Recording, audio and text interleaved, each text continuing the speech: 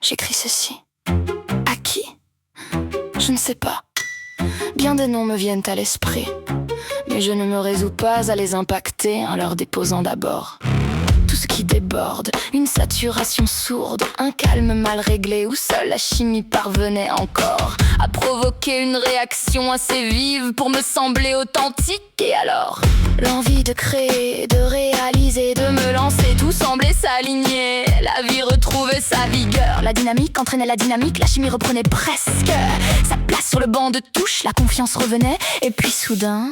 je dégringole. De quoi?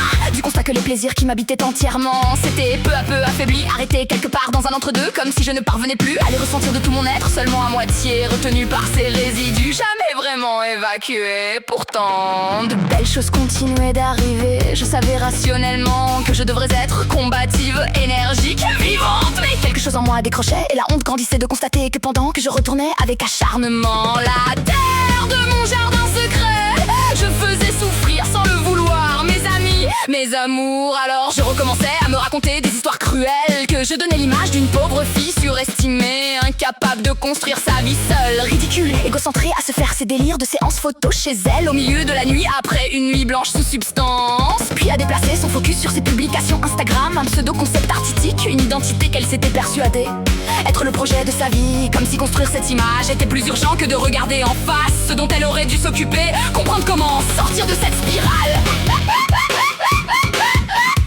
Voilà ce que je me répète depuis plusieurs semaines, et malgré tout, je continue ma course effrénée. Rester dans cette capsule temporelle, c'était vivre dans une réalité parallèle, un endroit où je retrouvais la connexion, la pleine conscience, la sensation d'être vivante, d'exister au moins à mes propres yeux.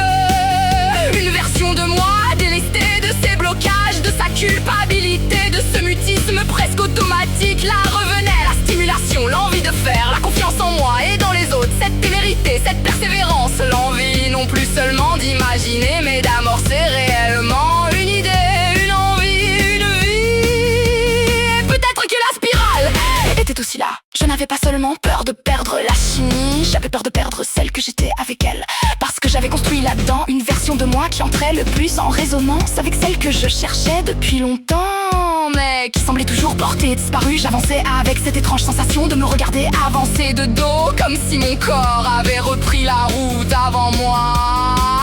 Une mécanique conditionnée, capable de fonctionner mais incapable de reconnecter avec celle qui habitait, à force de vivre comme l'ombre fonctionnelle de quelqu'un que je ne retrouvais plus.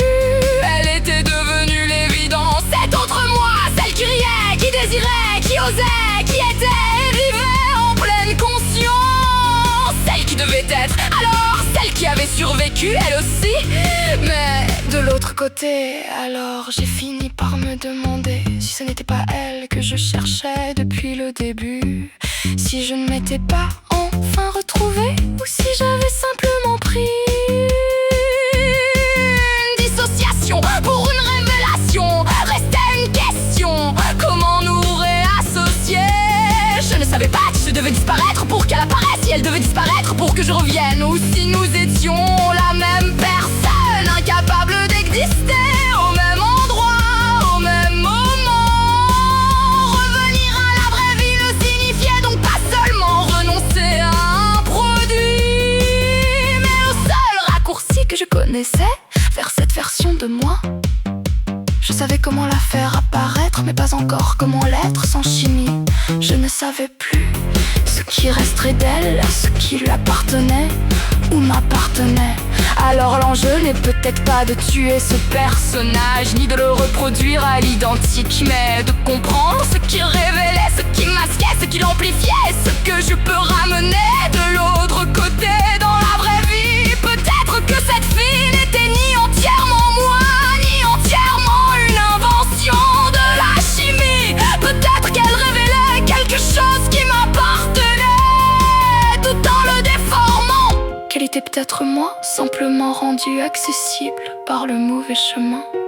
Alors maintenant il reste quelque chose de beaucoup plus difficile que de la faire apparaître, me retrouver et oser vérifier si je peux être cette personne sans avoir besoin de disparaître pour